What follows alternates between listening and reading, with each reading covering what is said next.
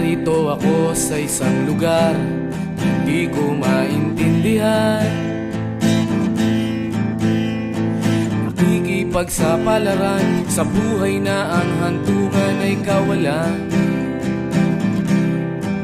Denumero ang galaw ng tao, bawat gawin ay may presyo. O narito ako sa isang lugar na hindi ko maintindihan. Daing ng tao'y di pinapansin, lilipad ng hangin. Pagkain sa araw-araw, hindi malaman paano pagkakasyahin. Lalong yumayaman kapag mayaman